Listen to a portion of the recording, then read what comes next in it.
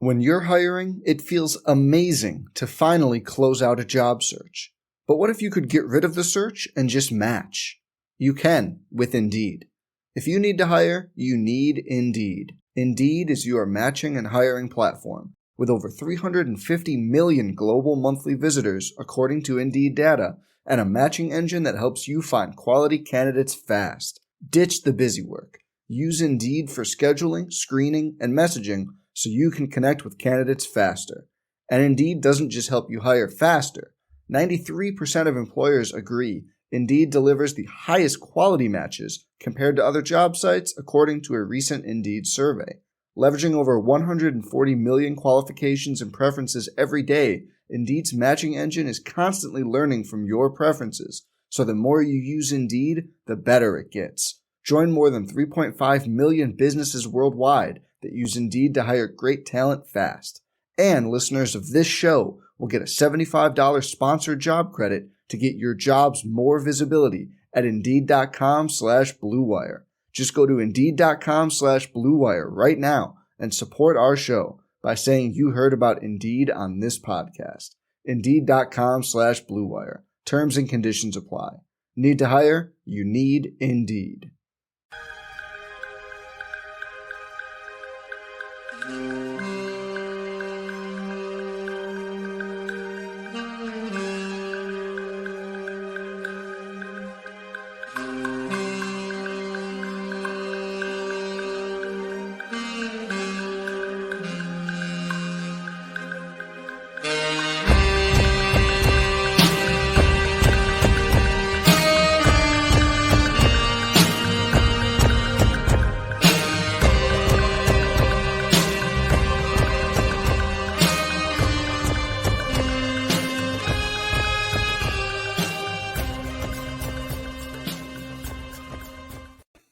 Hello, friends. Welcome to Pod Maverick After Dark. I am Kirk Henderson, joined by Josh Bowe. I would say as always, but I've been such a slack ass the past week. It's very difficult for me to say as always when I'm simply never here. You're joining me. It's about 10:10 on Wednesday, January 17th, 2024. Thank you so much for hanging out with Josh and I. We're coming to you following the Dallas Mavericks losing to the Los Angeles Lakers 127-110. Josh, how are you, and how do you plan to answer for your crimes? I'm just going to drop an F-bomb right now and just say all of y'all can fuck off with this jinxing shit because I am tired of it. I am tired of posting stats with no context or just posting. No, there was plenty of context. You're like, the Mavs are either going to hit their threes and win. If they're not going to hit their threes, they're going to lose. I wasn't trying to say, oh, haha, look at how many more threes the Mavericks make per game. They're going to beat the Lakers by 1 billion points. No, I was just posting relevant stats to a matchup. And oh, by the way, look what fucking happened. The Mavericks missed all their threes and they lost by 1 billion points. So I was kind of right. So suck it. If I get one more jinxer in my mentions, I'm blocking and shutting down my app. Go through a mute. It's over. I for one, I'm tired of it. It's funny, but I'm over it. Like, you never get mad. That's top notch. I know, but it's people being stupid because this is really really how the Mavericks Mavericks season goes. Yeah. Well, it's fun, and it's also like not understanding how the Mavericks team is built. It's just not. Like, you see these bumblefucks out there being like, Luka Doncic came back tonight and the Mavericks lost. Coincidence? Oh, I guess the Mavericks never won any fucking games before without Luka playing. Fucking morons. Go to hell. God. That's how you start a podcast, telling everyone that listens. Everyone, fuck off. No. The person who deserves the most shade is friend of the program, Nick Angstad, who went on WFAA and had the most Dwight Schrute look at the camera moment when talking about how the Mavericks have a great coaching staff. I about died. Nick, way to go, buddy. Anyway, we're here. The Lakers beat the Mavericks. Chuck Cooperstein shared a stat before the game that I want to know if you know this. How many times do you think the Dallas Mavericks have beat the Los Angeles Lakers in Los Angeles in the regular season in history? So 40 years. So we're talking roughly 80 matchups. Well, God, I know it's not a lot because we've been watching them play in LA for a while. And I mean, they probably lost every single game in the 90s. They lost a lot in the Dirk years. Dirk did not beat the Lakers a lot. Shit, it's probably, is it under 10? Is It's it like 20? They've won 24 times. under 10? It's not quite that pessimistic. horrible. Yeah, the Lakers were pretty bad during the late 2000s. That's right. They've won 4 of their 24 in the last like 2 years. Because the Mavericks have actually played pretty well in LA. And so you could come into this game, Kyrie's simply been incandescent, which is pretty perfect that it times up with the fact that I've not been able to come on podcasts. So if you're a conspiracy theorist games wondering, which I'm just look, I'm much more likely to duck a good Josh Green game than I am a good Kyrie Irving game, because if Kyrie works, that means the Mavericks win. Josh Green could have an outstanding game and the Mavericks could still win by 20 because Josh Green doesn't affect winning or losing. Bam! Sorry, I'm feeling it tonight. I just don't know what to do with this game because it really did feel that simple. You go look at the box score and every single Maverick played like shit. Mm-hmm. Yeah, including Luka. Yeah, Luka, this was that triple double is really hiding a lot of stench from his game. I thought he started the game really poorly. At least shooting the ball wise, he was passing it okay for at least the first quarter. Second quarter, I don't know what happened. He had some really weird turnovers. But he shot the ball really poorly to start the game. He missed a 3-pointer that was wide open in transition that he missed under, it hit the underside of the rim, which that means you've really missed a shot. He started to score a little bit better in the second quarter, but then he started turning the ball over like crazy. Yep. He somehow finished with 4 turnovers, so he just kind of contained it to that second quarter. And then he came out in the third, and he was disengaged from the game. He let Kyrie handle the ball, which is totally fine, and he probably should. They wanted to get Kyrie going. Yeah, that was totally fine. Yeah. But dude, you got if that's the game plan, that doesn't mean you get to take all those possessions off. He was just not part of the game at all in the third quarter, and his transition defense was really bad. I mean, everyone's the team transition defense was just really, really bad. It's been bad. You don't get beat that bad. What was the transition point difference? It's got to have been something it was close to 40-4. It was 32-7. Ugh. And when they missed 29 3-pointers. When you miss 29 3-pointers against the LeBron James team, he's going to run the ball down your throat, which is exactly what happened. I mean, and frankly, LeBron didn't play a good first half. No. That halftime score was indicative of the Lakers not taking advantage of opportunities. Yes. The Mavericks should have been down by 15 at the it was okay, the Mavericks are hanging around. The Mavericks are going to have a chance here because the Lakers have really sort of given up elements of this game. Anthony Davis played, and I talked to some Laker friends during the game. They said that game was Anthony Davis's probably best performance of the season, and it was. He was good. He was really good. He worked every single person who guarded him. So it's hard to be mad that an all NBA caliber center beat the hell out of you. It's just Davis is so touch and go when it comes to injuries. I mean, this has been, if you followed him, this has been his dirtiest year in a long time. And that the Lakers are just 21-21 now is a little bit surprising. Because they look good tonight, and they shot the ball really well. The D'Angelo Russell of it all was really, really bizarre. He's not good. And he's allowed to have a good game, which is fine, but he's not good. And he just torched the Mavericks. I mean, there was this, I don't know if you saw this. We don't even Mavs Moneyball is there's a combination of the fact that because I'm tired with a newborn and Josh and I both have day jobs, it looks like we try to stay above the fray on some of the more clickbaity shit, like trade rumors and Ramona Shelburne's whack ass story about Kyrie maybe wanting to join the Lakers, and shut the fuck up. He wasn't going to join the Lakers because the Lakers had no means to get him. Stupid. And so of course, we just don't cover or pay attention to this stuff because I don't have the brain power for it this year. Maybe next year I will, but not now. And so it's you're watching this game. I was going somewhere with this, I swear. And there's just this game had so many stupid narrative points around it, and it's just, I don't want to say I'm glad the Lakers beat the hell out of the Mavericks, but the Mavericks were a little high on their own supply after some of these wins that they've had, because the Mavericks are, in my opinion, a pretty good team. They're not a great team.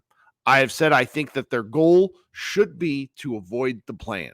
That doesn't mean, there's one guy who always pops near his negative Nancy who says, the Mavericks are a playing team. Look at the roster. I'm like, okay, I get it. But the point is, they won 38 games last year.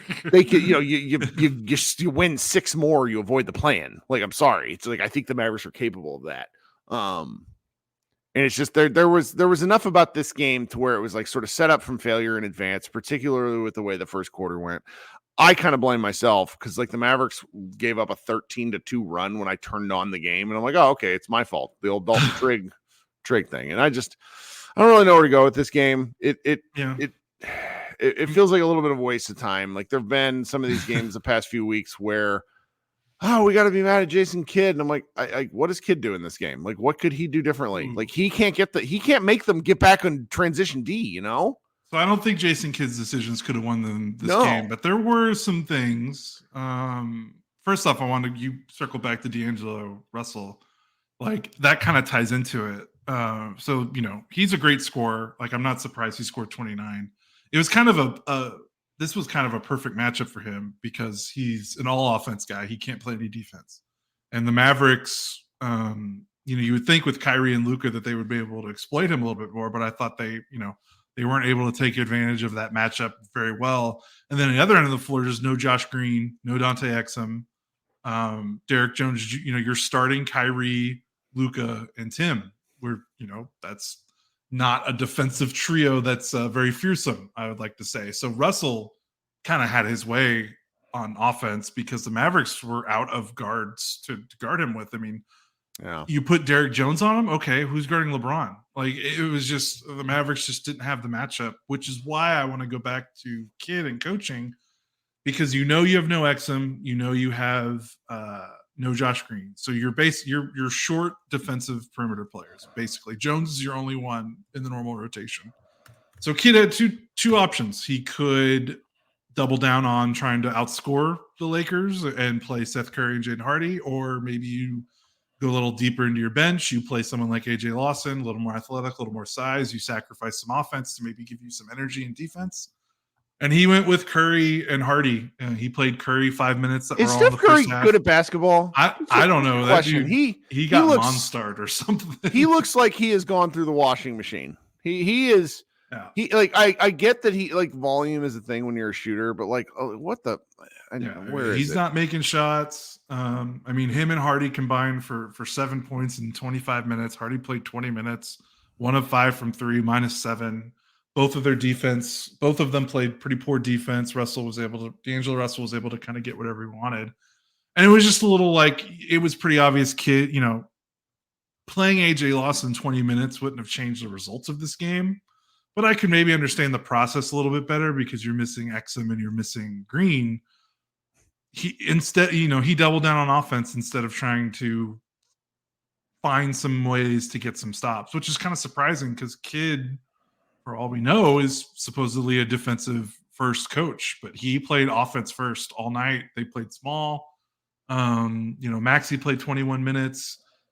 Powell did not play basically at all. He played 7 minutes, played a little bit of garbage time. So, backup center was either Grant or Maxey. Like they just, they played one big on the floor all night against a team with LeBron James and Anthony Davis. And shockingly enough, the Lakers kind of had their way in the paint. Like, even if the Mavericks made their threes, I think this still would have either been a close win or a close loss because the Lakers were still getting whatever they wanted in the paint. Guess what? They scored 62 points in the paint. That's after giving up. I think they gave up 60 points in the paint against the Pelicans on Monday, but no one cared because Tim Hardaway Jr. and Kyrie Irving went bananas. So that was the stat. I saw there are 3 things that I saw in my timeline tonight. It doesn't matter. Social media is not indicative of anything. But when I saw 3 different people in my timeline tonight tweeting about how Luka's back. Oh, look at how bad the Mavs are playing on offense. And I'm like, they gave up 62 points in the paint. Yeah. That is bad. Yeah. And Luka does play a part in that his defense wasn't particularly good. So, but it's like that's a team thing. Derek Lively's had, I don't know, over the first 40. This is the 42nd game of the year. The Mavericks have Lively probably had like 5 to 10 NBA games this year, which was like a welcome to the NBA moment for the rookie. And playing against Anthony Davis was tonight was one. He just didn't matter. That's okay. It's not his fault. Davis was great. Still had 16 and 11. Like, just defensively. Yeah. It's tough. It's interesting, like the defense, because everyone's gonna, the missed threes. Like, we could have started the podcast and said the Mavericks missed through threes. All right, good night, everyone. Like, that was really the open and shut case of it. But I've defensively the last 2 weeks they've been at like 7th according to Cleaning the Glass and defensive rating the last 2 weeks. And I've been wondering, like, we haven't really talked about it a lot. I mean, me and you haven't talked a lot, period. But even with the just haven't written about it on the site, haven't talked about it a lot, because I wondered, like, how real is this? And then you look at the last 2 weeks, like they played Portland twice, Minnesota, who's a bad offense, despite their team being really good. They're a bad offense. Yes. Memphis, bad offense. Knicks was a good offense, but the Knicks scored at will. They gave up 124 points. I think they had like 127 offensive rating in that game. New Orleans, good offense, but they lost to the backups and they didn't play good defense that game. The game they won against New Orleans scored 60 points in the paint, even though they won. And then they lose this game in Los Angeles, also give up 60 points in the paint. So they haven't really – they're good defense the last 2 weeks. If you want to be glass half empty, is they really just fattened up on the Portlands and Memphis and teams that just can't really score all that well. So take it for what you will. They're going to play some good, they play Golden State Friday, Boston Monday, Phoenix on Wednesday, Sacramento. Like, they're going to play some good offenses. They play Milwaukee and Philadelphia within the next, 2 or so weeks. Like, so we will see if this last 2 weeks was just because they happen to have a good schedule in terms of playing, suboptimal offenses, or if their defense has really turned a corner. So that'll be something to keep an eye on. That's right. All right. Time for me to take a minute and chill. If you could go ahead and like our stream, we would appreciate that. If you could also consider subscribing to our page. We go live after every game, or at least one of us does. And at some point I will begin having regular secondary post-game shows again. The problem is like this 2 to 3 hour chunks of sleep is making me completely unworkable. And I just can't keep staying up this late and stay married. You guys will hopefully understand. We're very, very close to figuring out this Apple iTunes thing. So if you're listening in, there's a secondary feed out there which for some reason is updating. I'll eventually hopefully get Apple to merge both of those. I have no idea how this happened. It is unbelievable stupidity by the company that previously owned our podcast. Things just happen sometimes though, and you got to work through them. Thanks for letting me talk for a minute. There will probably be some podcast ads inserted in there as well, at least if you're listening on the audio feed. All right. If I were to tell you, or if I were to ask you to guess what Seth Curry is shooting from 3-point range in 2024, what would you guess? Just because this was interesting to me. It's not like it ultimately matters. But I know. I mean, I know it's bad. 31%? It is 18%. Wait, what? He has scored 14 points in 2024. 2024. I thought you said for the season. My bad. Season, he's down to... He's at 38-ish? Yeah, that's but it's not. That's it's not shocking near, to me. Yeah, it's not near because he had a pretty good December. It's not near like he is. For people who think he sucks, and I get he has played badly. He's statistically, I think he still is the very best 3-point shooter in NBA history. So, a couple of shots go down, maybe things are a little bit different. I kind of feel bad for him. Like he is it's a volume, like shooting the way he shoots. We kind of thought that he'd get some of the opportunity that Tim would going back to the beginning of the regular season. He just doesn't have it. And it's a little bit frustrating over time. What else should we talk about here? I mean, I have some like Maxey thoughts that are completely like potentially unfair, despite the fact that he finally showed a pulse tonight. Well, so he didn't take those threes until the game was done. Like his threes didn't matter. So if he's going to be out there playing stretch 5, I need the man to stretch. I don't mind if he. I mean, I will mind if he misses, but like, let's talk Baby about it steps. after he misses. Okay. I don't. He's out there looking handsome. Now he did have some very interesting defensive plays. He had a block at the rim that looked good. You can kind of see the idea of what they're going for in these kind of limited Kleber minutes. But even still, he was a negative 17 in 21 minutes. Like he didn't bring a ton to the table. Do you know what I mean? So it's no. And it's one of those things where it's probably not that big a deal, except for the fact that they just put so much on him. Like, yeah, okay, that's true. I think normally, like if this was like a normal roster where you're not relying on the 30, soon to be 32-year-old undrafted player to be your defensive anchor for the most part. Or you're like one of your defensive linchpins who's can't stay on the court the last 2 years. It's like, oh, well, just he'll be out of depth. But no, it's like, no, we need him back. And if he plays, he has to be good. Like, so to get thrown right back into it after he missed 2 months. So it's not ideal. It says more about the Mavs roster that they need him to be good right away than I think, he is what he is at this point. Like, he kind of has to he played 37 games last year. He's played 7 games this year. He kind of has to re-earn that spot. Sure. And find himself again. And then, in 2022, before that Western Conference Finals run, he was having like his worst season like ever. Remember before the playoffs started, he shot 32.5% from 3 in 2022. So like, regular season wise, he's on a little bit of a cold streak, and I don't think it's any coincidence that it coincides with the fact that he just can't stay healthy. So he needs to find a way to get healthy first, and then see where it goes from there. But unfortunately, the Mavericks need him since Grant Williams is gone. I don't know if they're gonna get. I think the Grant Williams from the first 7 or 10 games of the season is not coming back. He's not even fun to be mad at. You know what I mean?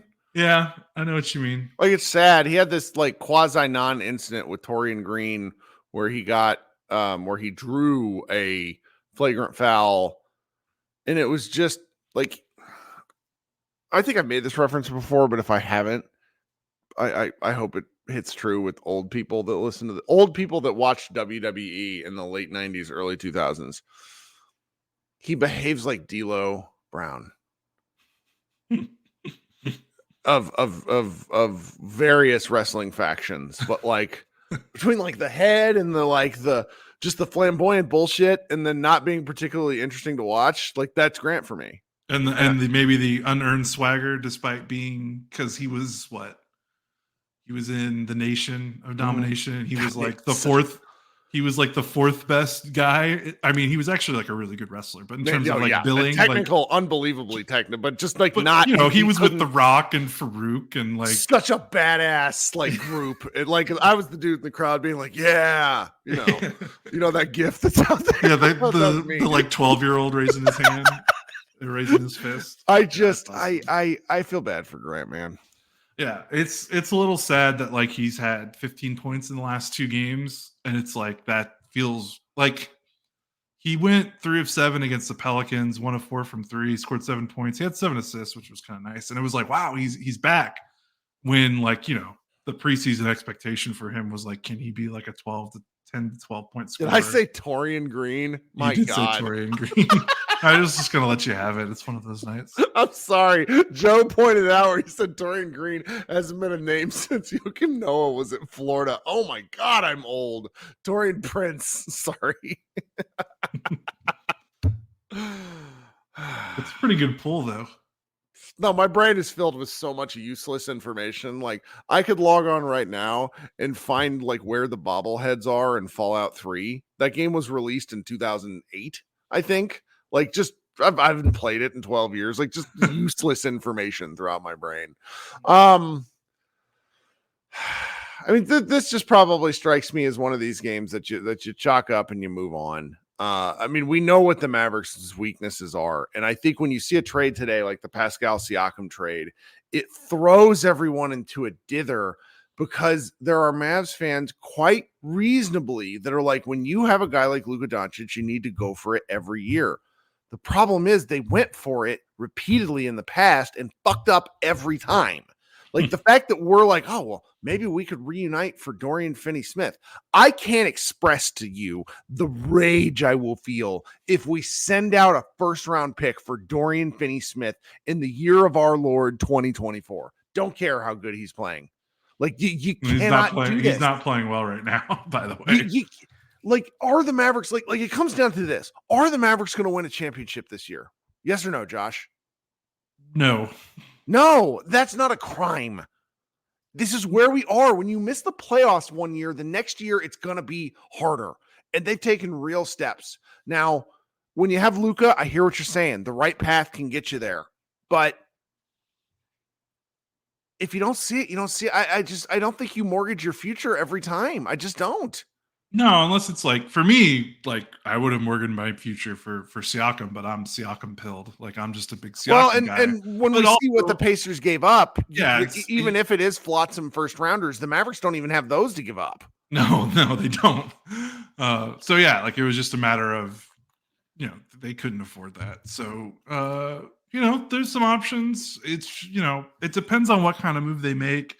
Like, I see people floating like PJ Washington's name and that would be really cool. But it still comes back to like, I just don't know what they're going to give up to get one of these guys. But like, if they can make a trade for someone that fits within kind of their timeline and like Lively and Luka, but also still being pretty good, that makes sense. But yeah, otherwise, like they don't need to be trading for like older vets or anything like that. I don't think like giving up anything tangible. Like I would rather them just wait, maybe push their chips in again in the summer. Where do you sit on this hilariously misconstrued interest in Andrew Wiggins?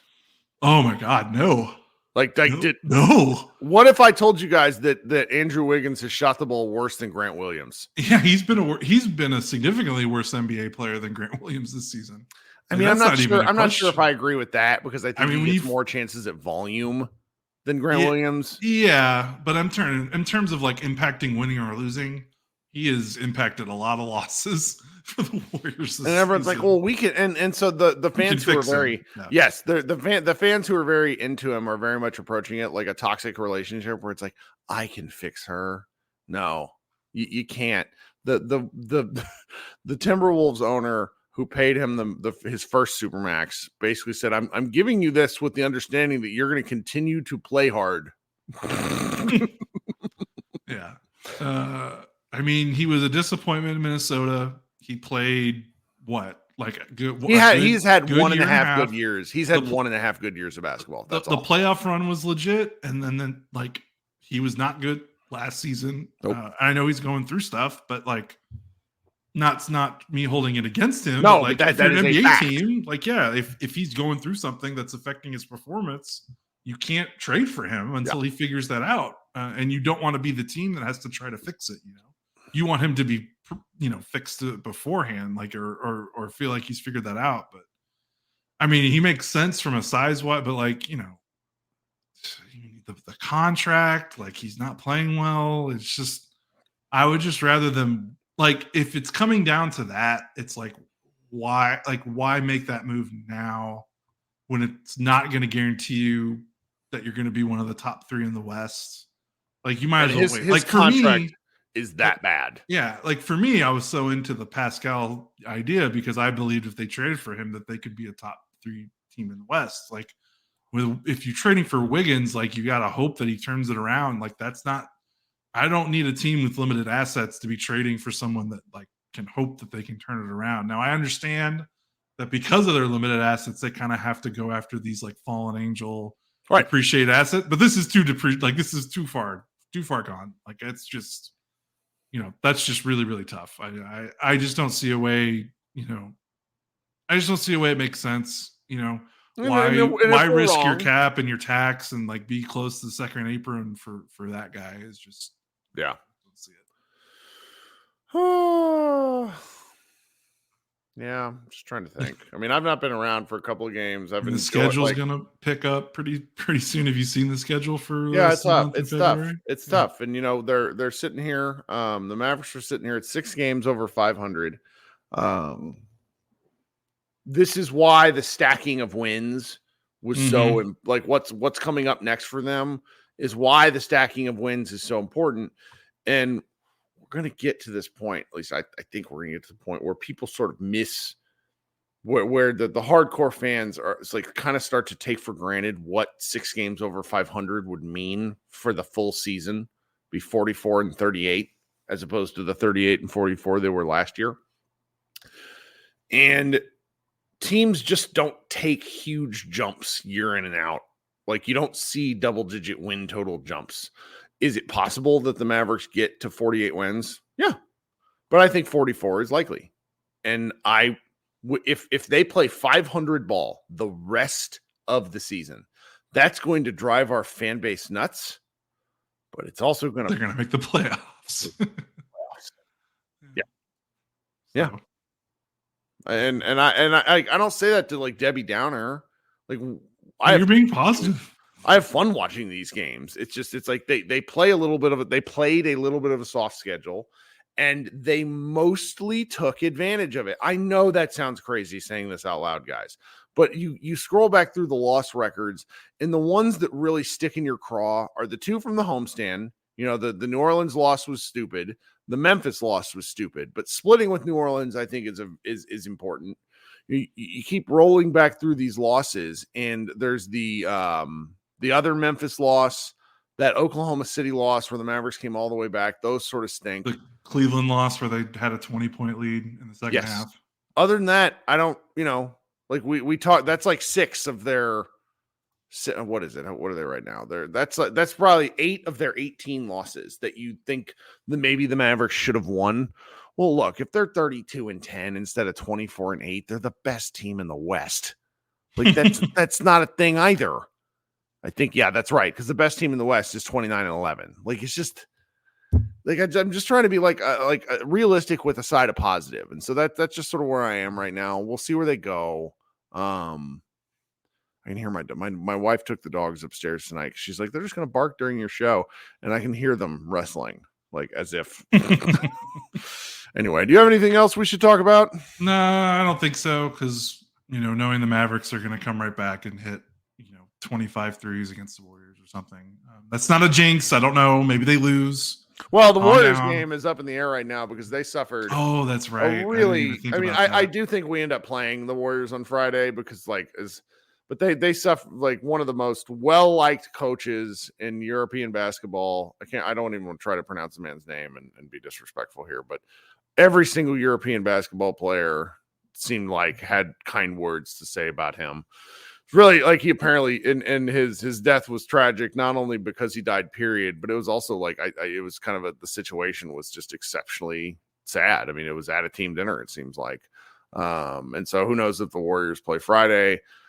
If they do play Friday against the Mavericks are playing against like just to put it like not to be crass, but the Mavericks run the risk of playing like a supercharged, very emotional Warriors team. Like the Warriors, not a terrible basketball team. They're just not as good as the Mavericks. But as we've seen, that's the thing that can really cause the Mavericks problems. And if it does get postponed, we'll see. If you guys if you guys don't know about this, like I would look into it at your own peril because it's sad. I mean, It just get your hearts checked out, men, which is like 95% of our audience. Trying to think if there's really anything else. I don't know. I don't know. Think so.